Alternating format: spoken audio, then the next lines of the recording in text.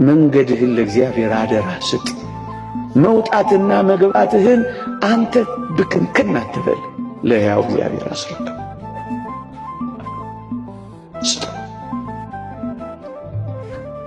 ይሁት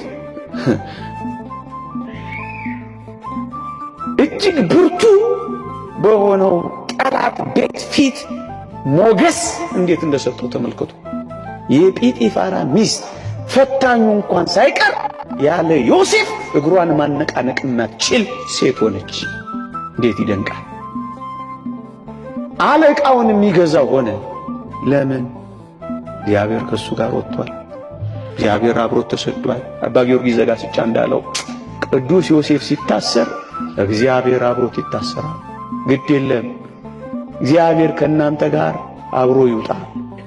ግድ የለም እግዚአብሔር አብሮ ከእናንተ ጋር ቤት አልባም ይሁን። ግድ የለም እግዚአብሔር ከእናንተ ጋርም ተንከራታችሁ ይሁን። ግድ የላችሁ እግዚአብሔር ቤታችሁ ይሆናል። እግዚአብሔር ንብረታችሁ ይሆናል። እግዚአብሔር ጸጋችሁ ይሆናል። እግዚአብሔር ክብራችሁ ይሆናል። በሚመጣ በሚሄድ በሚሞቅ በሚቀዘቅዝ በሚሞላ በሚጎድል ነገር ደስታችሁን ካንጠለጠላችሁት፣ አዎ ሐዘን በቀል ይቀጠቅጣችኋል። ከዓለም ጋር ፍጹም ከንብረቷና ከሀብቷ ጋር ከተጣበቃችሁ ዛሬ ብቻ አይደለም ነገ መቆም አትችሉ፣ ትርበተበታላችሁ። ድንጉጥና ፈሪዎች ትሆናላችሁ። አያችሁ፣ ስለተጣበቅንባት እኮ ነው የምንደነግጠው።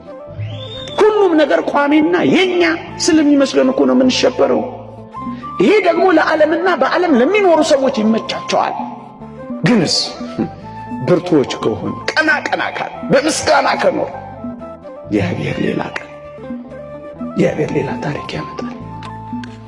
ከሞቀ ቤታቸው ከሰላ ንብረታቸው ወጥተው እግዚአብሔር ስለተከተላቸው እኮ ነው የሕጉ መጋቢ የሕዝቡ መሪ ለመሆን የመጣው። ሙሴ እኮ እንደዚህ ነው። ምን ቤት አለው? ከክርስቶስ ሕዝብ ጋር መከራ ለመቀበልን